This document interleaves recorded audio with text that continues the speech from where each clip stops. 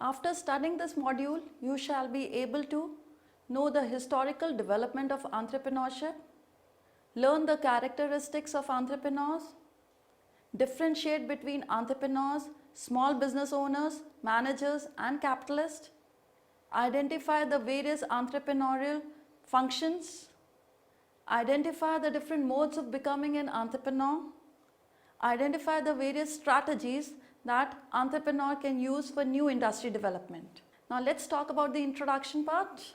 Entrepreneurship today has become an important force in the field of business. The advancement of technology at a faster pace has only fueled its progress.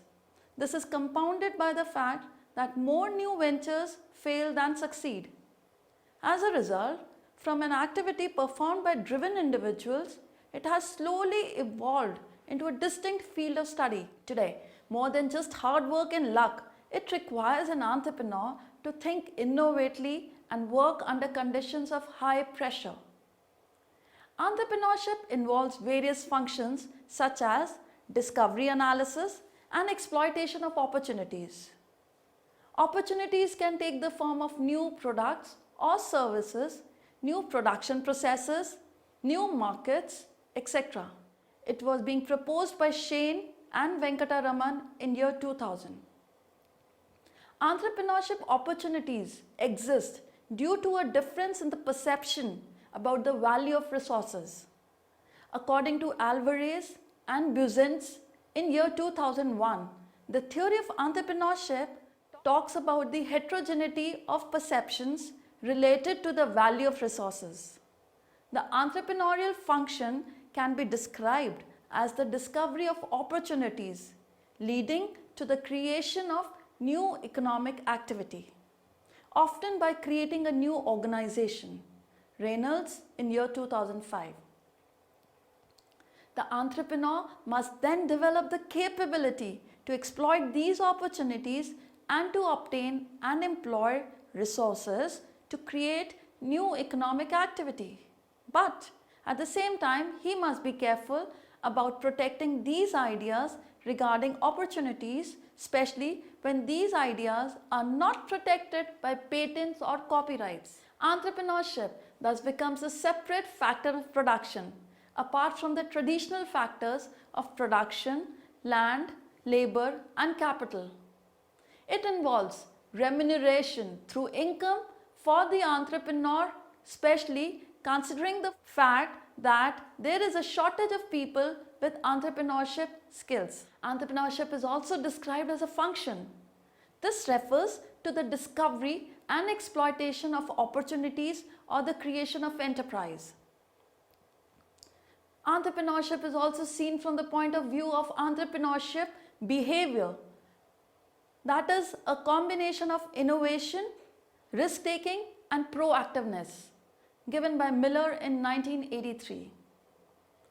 This combines the Schumpeter's theory of innovation, 1934-1942, the risk-taking behavior leading to uncertainty as suggested by Knight in year 1921, and the entrepreneur with the drive to create a new opportunity. Entrepreneurship is also a business process that involves the identification and analysis of opportunities, the decision to exploit them on your own or to sell them, developing the strategies and organizing the new business, given by Eckhart and Shane in year 2003. Entrepreneurship is a process by which individuals, either on their own or within organizations, pursue opportunities. This was given by Stevenson and Zarillo in year 1990. Well kids, there are three basic points of view for looking at entrepreneurial activity. The first looks at it from the point of view of the individual. Thus, entrepreneurial activity is a human attribute that involves facing uncertainty. This was given by Keelstorm and Laffont in 1979. Facing risks and the need for achievement. It was given by Mack, Cleland in 1961. These are the traits that distinguish entrepreneurs from others. The second point of view looks at the economic, environmental factors that motivate and lead to the entrepreneurial activity. Well, the examples of these factors include size of markets, technological change. Well, this was given by Tushman and Anderson in 1986. Structure of the market, which can be normative or demographic, given by Aikes and Odresh in 1990, and the industrial dynamics. Well, the third view is linked to the functioning of the institutions, culture and societal values. These 3 points of view are not exclusive. However, since entrepreneurial activity is a human activity that occurs not just due to any one of the above factors. Entrepreneurs can be referred in two ways. They could be individual entrepreneurs or independent businessmen. They can also be corporate entrepreneur or businessmen who are a part of top management. The function associated with the latter is often referred to as corporate entrepreneurship. Now let's talk about historical development of entrepreneurship. Well, the word entrepreneur is derived from the French entreprendre, which means to undertake.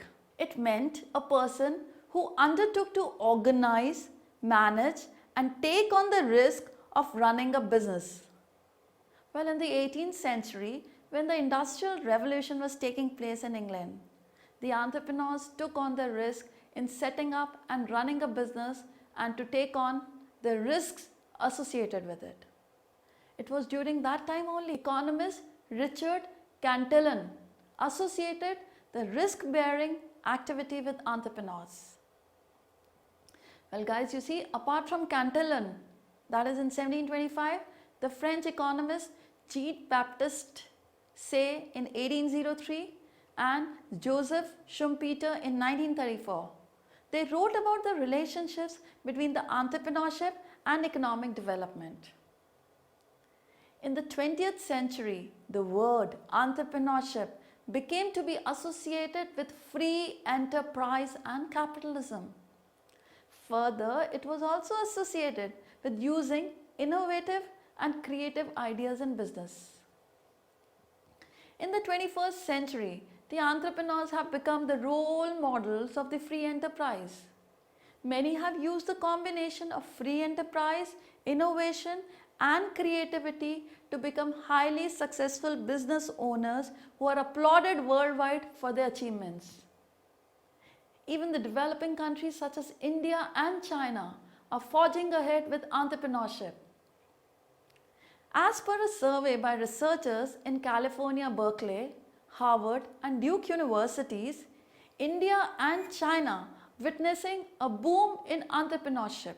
Well, after this, let's talk about the definitions of entrepreneurship. Richard Cantillon was perhaps the first to refer to entrepreneurship in 1734. According to him, entrepreneurship was self-employment with an uncertain return. This was given by Macmillan and Long in year 1990. Well, you see, these two separate schools of thoughts have been identified by Gartnett in 1990 regarding the meaning of entrepreneurship. The first school of thought describes entrepreneurship with reference to the characteristics of entrepreneurship such as uniqueness, growth and innovation. They constitute a major part of Gartner's study. Most of these describe entrepreneurship as variations of definitions given by Schumpeter in 1934 and Gartner in 1988. Well, the other school of thought describes entrepreneurship with reference to the outcomes of entrepreneurship, for example, the creation of value. According to Schumpeter in 1934, an entrepreneur is a person who carries out new combination which may take the form of new products, processes, markets, organizational forms or sources of supply. From this, we may deduce that entrepreneurship is a process of carrying out new combinations. Well, you see, according to him, the innovation was the primary characteristic of entrepreneurship. On the other hand, Gartner states that the entrepreneurship is the creation of the organizations. Gartner has thought not specified this as a definition but as an attempt to change the viewpoint of entrepreneurship, who the entrepreneur is to what the entrepreneur does. A large number of researchers such as Bygrave in 1993, Learned in 1992, Gartner, Bird and Starr in 1991 have used this definition, including Gartner himself. Well, a careful study of these definitions reveal some insights. Carrying out of new combinations may lead to the creation of new organization, but it might not be necessarily so. Similarly, creation of a new organization may be due to a new combination, yet again it is not necessary. Now let's talk about the characteristics of entrepreneurs. Various normative and descriptive studies have explained a number of characteristics of entrepreneurs. Some of the characteristics of entrepreneurs listed by various authors. The first one is risk bearing. It was given by Mill in 1848. Second is innovation or initiative, given by Schumpeter in 1934. Well, the third refers to desire for responsibility, given by Sutton in 1954. Risk-taking, need for achievement seems to be the fourth characteristic, given by McClelland in 1961. The next one is drive, mental, human relations, communication ability and technical knowledge, given by Pickle in 1964. Well, the next one says about the need for power, given by Winter in 1973. The internal locus of control, given by Borland in 1974. Need for achievement, given by Lyles 1974. Energetic, ambitious, positive reaction to setbacks, given by Sexton in 1980. Need to control, responsibility seeker, self-confidence, drive, challenge taker, moderate risk taker was given by Welch and White in 1981. Last but not the least, the growth-oriented, independence-oriented and craftsman-oriented, given by Dunkelberg and Cooper in year 1982. Now let's switch over to the importance of entrepreneurship. Entrepreneurship is an important aspect of economic development.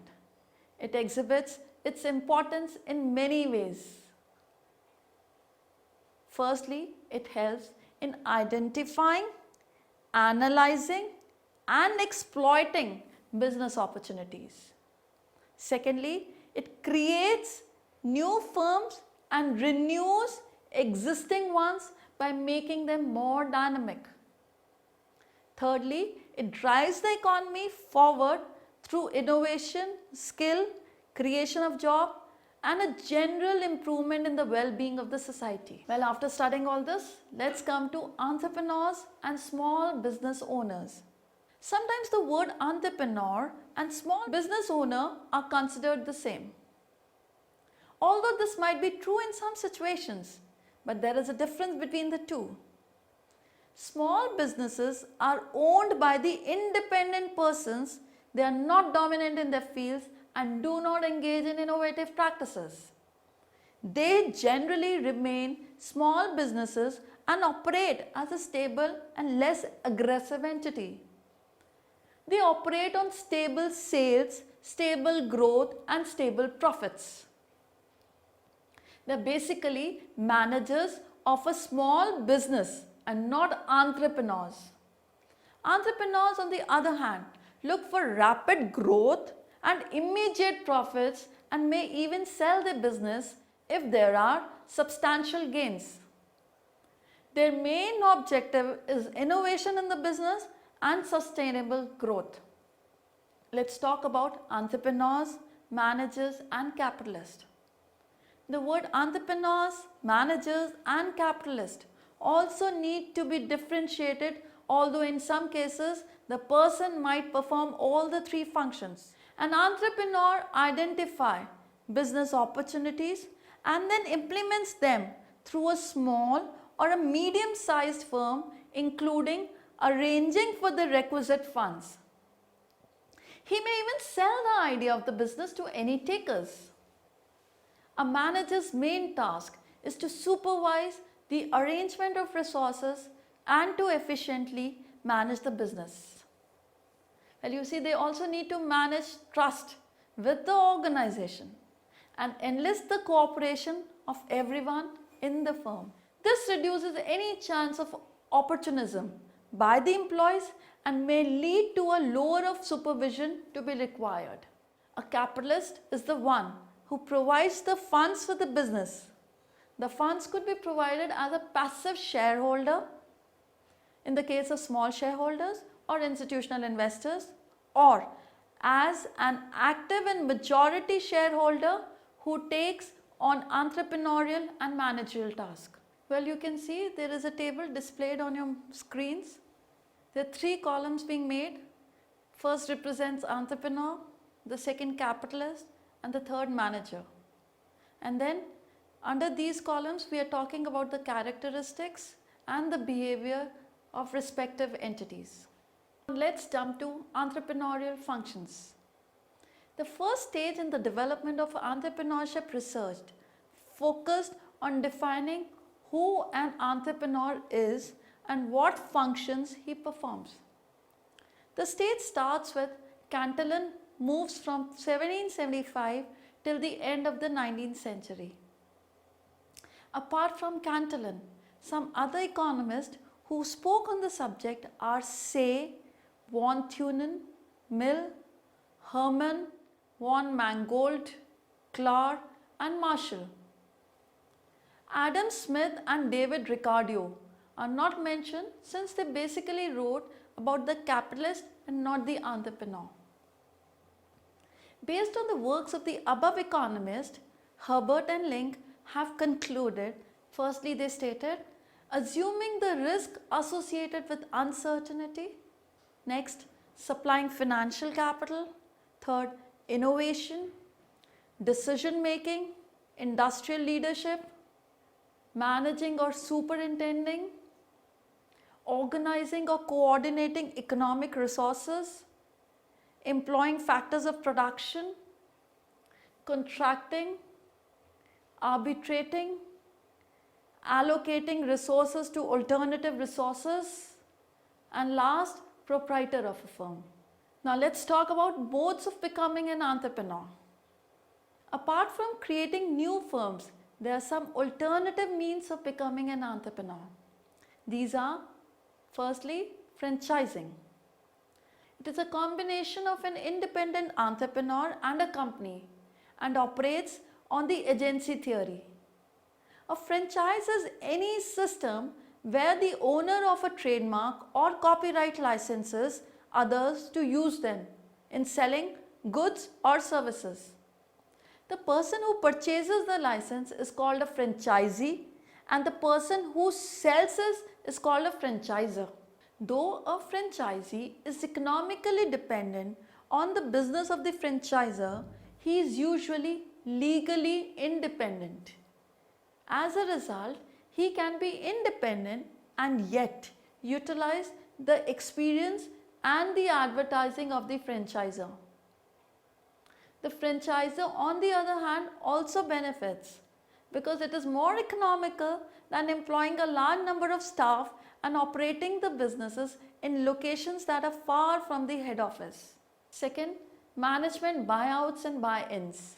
It refers to the purchase of an existing company. If the purchase is by the internal management, it is referred to as a management buyout. And if the purchase is by an external management, it is called a buy-in. A large number of buyouts in Europe have been made possible through venture capitalists. Next is inheritance of an existing family firm. Inheriting the family business is also one way of becoming an entrepreneur. Now let's start about strategies for entrepreneurs for new industry development. Entrepreneurs are faced with many difficulties, apart from the ones faced by any new venture. Lack of legitimacy or knowledge is one important difficulty. You know why this happens?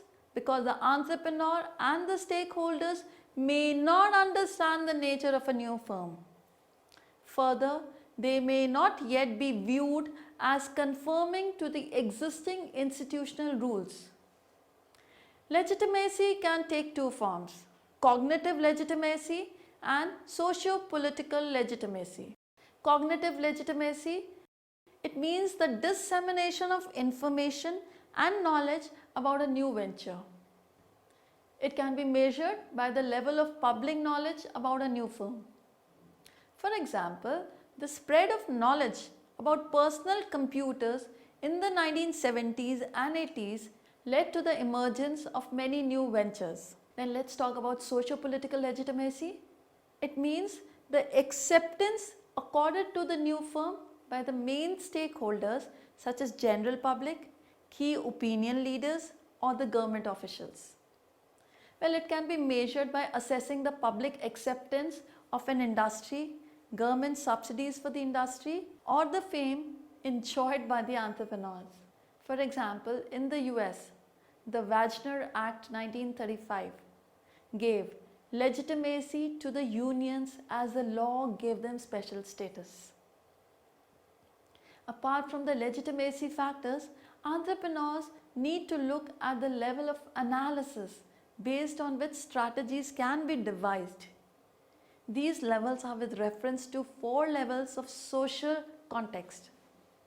First is organizational, second intra-industry, third inter-industry, and last but not the least institutional.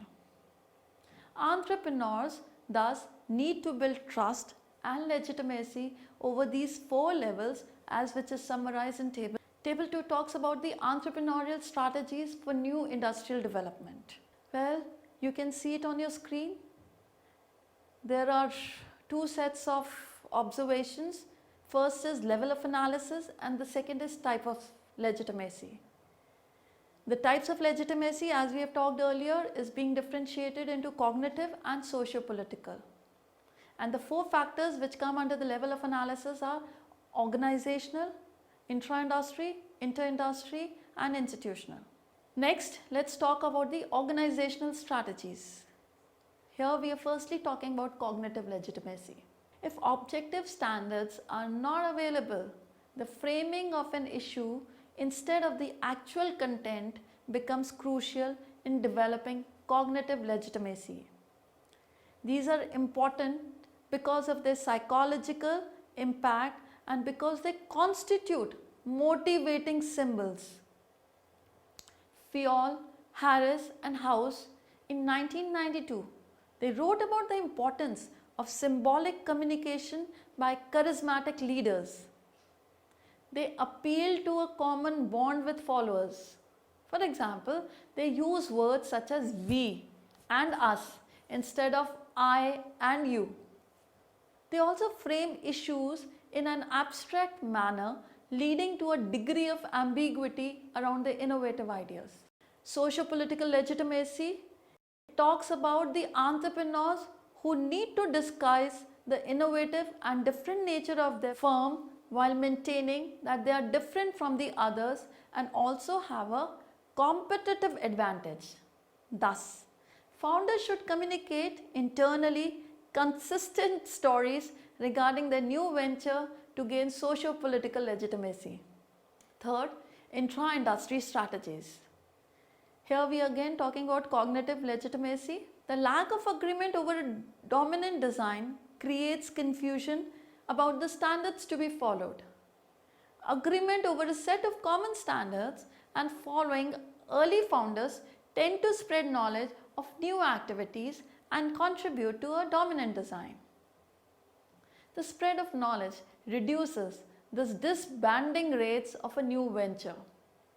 Thus, entrepreneurs need to make an effort to ensure convergence around a dominant design. Under socio-political legitimacy, if there are industries that have immutable innovations, they need to move towards a collective effort. However, 2 factors can hinder collective action. One is that fierce competition over designs and standards may prevent any one firm to become dominant and initiate collective action. Second, conflict among various subgroups of competing designs may cause confusion in the minds of the various stakeholders. Well, here we can give an example of an American university in Japan. The closing of many of their branches and other problems eroded the reputation of these universities. In order to counter this, in 1991, 20 of the strongest programs founded an association to set up standards. This eventually improved their image and secured government interest in sponsoring their activities. Thus, entrepreneurs need to move towards taking collective action. Inter-industry strategies. Under cognitive legitimacy, they are talking that in case any industry feels threatened by a new venture, try to undermine it. For example, by spreading inaccurate information or rumors. For example, in the US, the traditional computer selling stores tried to argue that the newly set up mail and phone order computer stores did not provide after sales service and hence they were not a good option. Therefore, an entrepreneur needs to build up a competent image of the new industry as a whole. Inter-firm linkages such as trade associations can also help a new firm to promote cognitive legitimacy. Socio-political legitimacy. The existing industry may also oppose the new firm through legal and regulatory barriers which might change the terms on which resources are available to the new firms. On the other hand, if cognitive legitimacy is achieved, this negative impact may be reduced. Otherwise, a trade association or industry council may be required to intervene in the matter. You see, for an example, Stable in 1989, in a study of 3 forms of cooperatives in Atlantic Canada, found that with an increase in the number of some forms of cooperatives, the founding rates of other types were increased. Thus, an entrepreneur needs to negotiate and compromise with other industries to create socio-political legitimacy. Now comes the institutional strategies. Under cognitive legitimacy, an institutionalized spread of knowledge about their activities tend to create immense benefits for the established industries. Competencies and information about the competencies required by various firms is increased through educational institutes. In the US, partnerships with technical and community colleges are created by new firms. Thus, if entrepreneurs can create links with educational curricula, it will help to create cognitive legitimacy. Socio-political legitimacy. An absence of institutional support can also harm the socio-political legitimacy of a new firm. To counter this, new firms can use lobbying and also can form citizen groups to support their activities. They must therefore form alliances and seek support from government agencies. For example, in Japan, Ministry of International Trade and Industry supported inter-firm cooperation through industry and trade communities. Thus, new firms need to adopt various strategies to face the unique challenges that they face at the organizational, intra-industry, inter-industry and institutional levels. At the end, let's summarize. Entrepreneurship involves various functions such as discovery, analysis and exploitation of opportunities. In the 18th century, when the Industrial Revolution was taking place in England, the entrepreneurs took on the risk in setting up and running a business and to take on the risks associated with it. Gradually, the word entrepreneurship was also associated with using innovative and creative ideas in business. Reaction to setbacks, desire for responsibility, self-confidence, independence oriented are some of the characteristics of entrepreneurs. An entrepreneur identifies business opportunities and then implements them through a small or medium-sized firm. A small business owner operates the business as a stable and less aggressive entity. A manager's main task is to supervise the arrangement of resources and to effectively manage the business. A capitalist is the one who provides the funds for the business. One can become an entrepreneur by creating a new firm or by other means such as franchising, management buyouts, buy-ins, inheritance of an existing family firm. Lack of legitimacy or knowledge is one important difficulty faced by the entrepreneurs. Legitimacy can take two forms: cognitive legitimacy and socio-political legitimacy. Entrepreneurs need to resolve these issues through appropriate strategies.